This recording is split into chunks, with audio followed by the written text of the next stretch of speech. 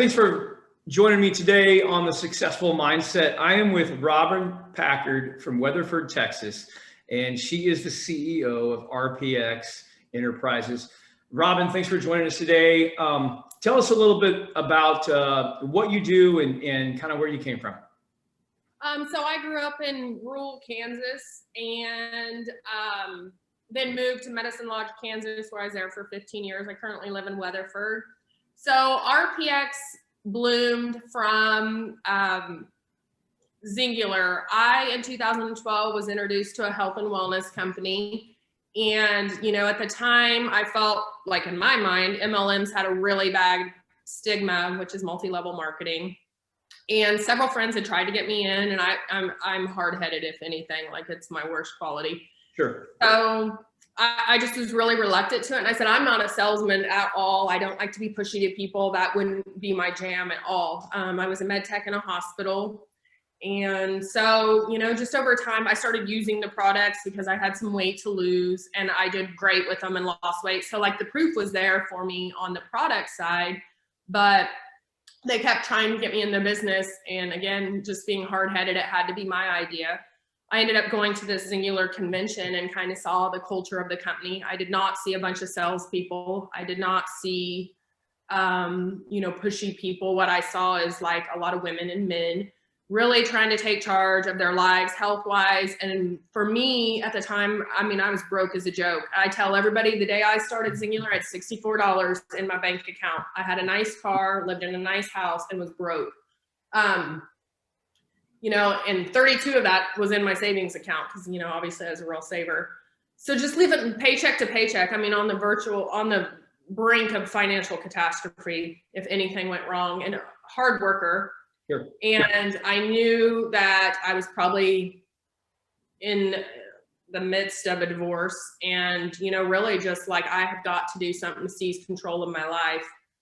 So I really got serious about the opportunity, and that's how RPX bloomed. RPX is just, it's my line of Singular and all the other endeavors. I mean, we're into cutting horses and rope horses. And so RPX was kind of my brainchild, and I thought, you know, I'm going to take this and try to level up. And it's just, I couldn't have ever imagined what would go from there. And now RPX is also how I sponsor a lot of, you know, equine athletes, which is where my passion is. You know, some people are into sports, and I love cutting horses. I love working cow horses. I love roping horses. I love rodeo.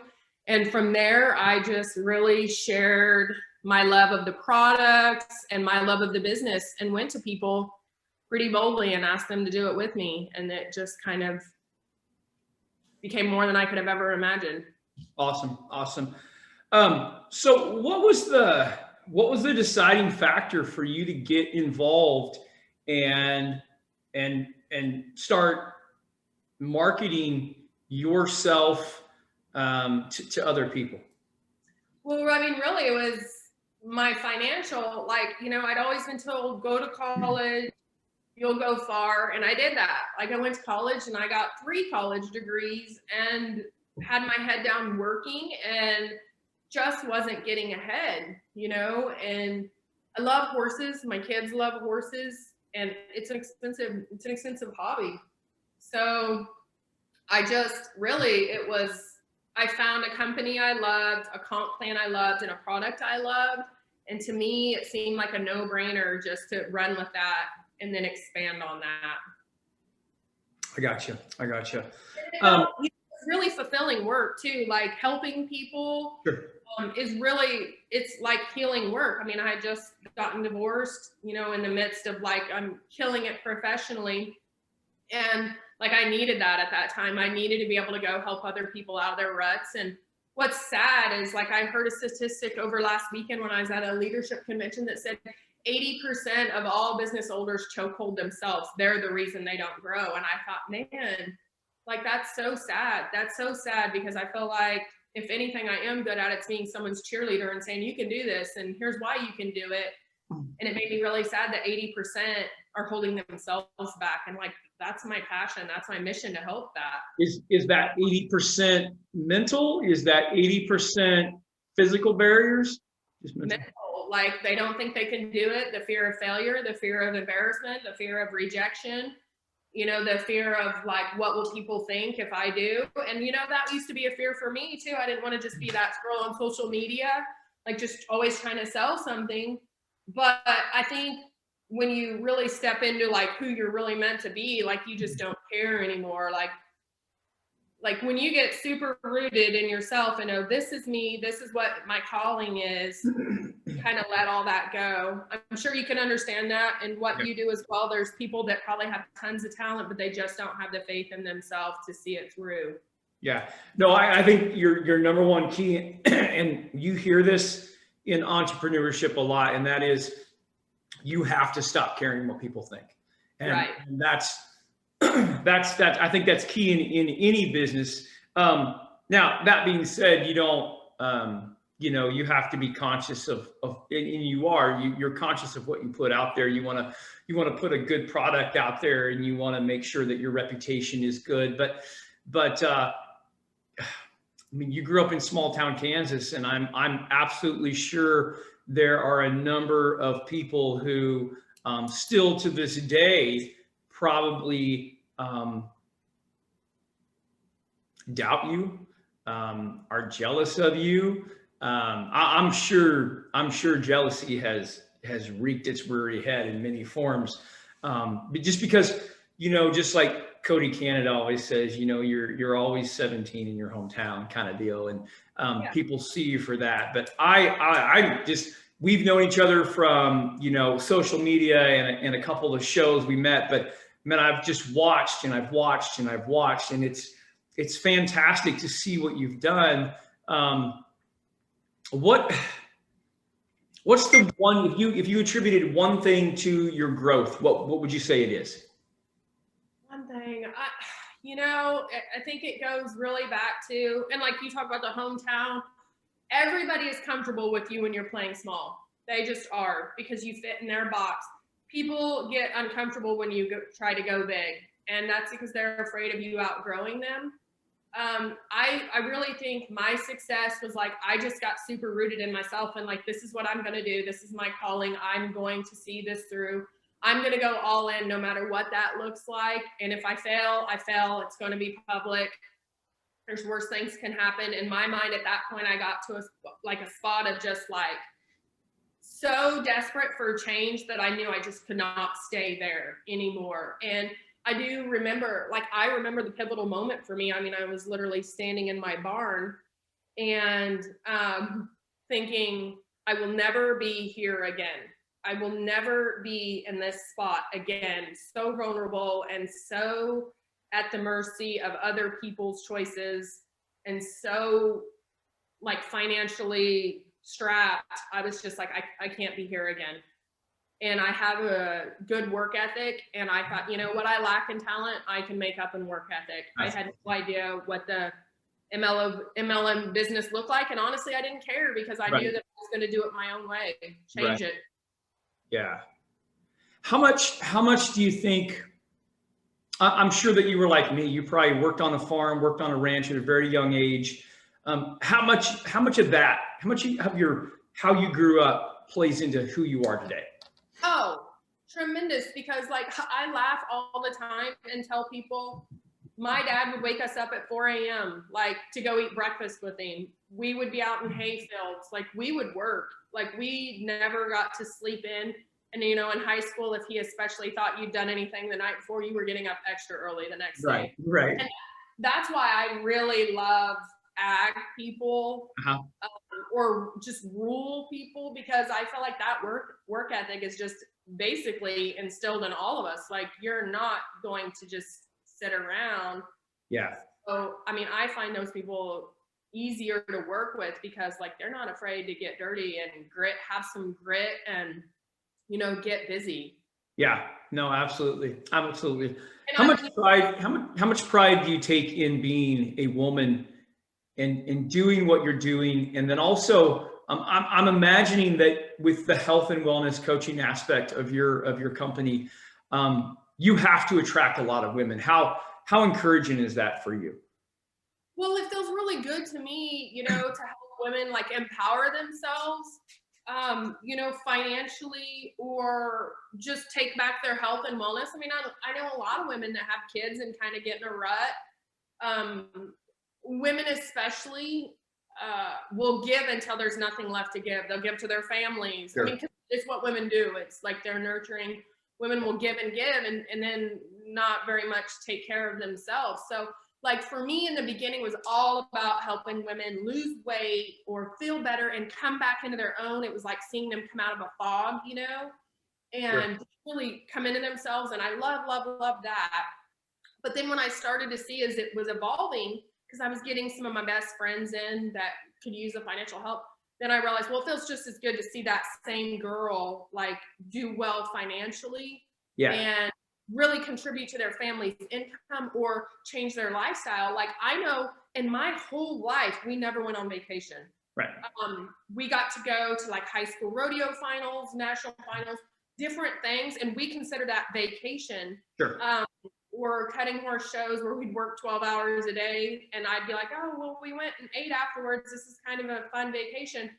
Well, then to get to take my kids to Hawaii, I got to take my oldest daughter to Dubai. That meant a lot to me to see my friends get to do that and get to like change their families' lives. I mean, like life-changing money. Sure. No, that's fantastic. That's fantastic. What's your number one driving factor? Probably my kids. Like my kids keep me hustling. Like, I want to set them up for success in the future, but make them work hard, to get ready for that. Like I am highly motivated by like goals. I'll write my goals down, write them on a board till they just drive me nuts. So like it always keeps me hustling. But at the end of the day, my kids are my why. They're the reason that keeps me going and keeps me hustling because I'm a single mom. Like it's me. Like if I fell, they fell with me, and I just can't let that happen. Yeah. No, I think the single mom mantra is I completely admire single moms. There's just a whole nother level of well, it's every natural instinct wrapped up into one that the energy levels and the commitment and the devotion, it's incredible to see. It's definitely a talent that it's not a talent, it's a gift. It really is. It really is a gift that people can survive. I mean, we were meant to be in this world with people and community around us, and to do that. So that's even more of a challenge. And I don't know, like I said, you stand out, and your work in the community has stood out. Your work on the social media community, and like I said, you do a really good job on social media of like I don't really see you pushing sales. I don't really see you pushing sales. I see you showing results. I see you involved in the pro sports community. That's what I see. I see a lot of involvement, and that's crucial. That's really, really cool.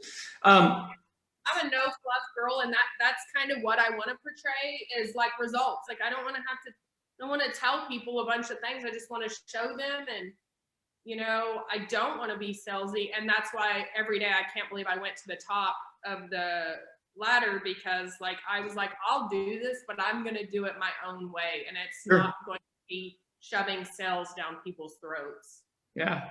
No, absolutely. Absolutely. Okay. Here's something I like to do. 4 books. Give me 4 books that you think people should read. Okay. Well, this is going to be interesting, but I'm an introvert by nature. So someone once told me to read the book Anatomy of Peace, and that it will help you understand how people tick. Okay. And that was crucial for me. Anatomy of Peace. It was a pretty heady book, and it makes you really hone in on, why we react the way we do. I love that. GoPro was a network marketing book that really helped me. Building Network Marketers was a book that stood out for me. And then Rachel Hollis's Girl Wash Your Face. Right. Kind of stood out because it was more, it's not necessarily network marketing at all. It was more like empowering women or people, you know, to, Sure. so those are probably my top 4. I do read a lot, but those are my top 4. But the one that actually changed my whole thinking on people and just relational was Anatomy of Peace. A guy that I really respect and went to MIT's like, you need to read that. And it was, I mean, it keeps you thinking. Yeah. Yeah. Absolutely. Absolutely. Very cool. Well, you've given us a ton of information and a ton of clips that we'll be able to promote. And I can't wait to introduce you to my audience, and just a ton of people who can use the ingredients that you've given them. And I'm super proud of you. I'm proud to know you, and to be on a video cast and a podcast with you.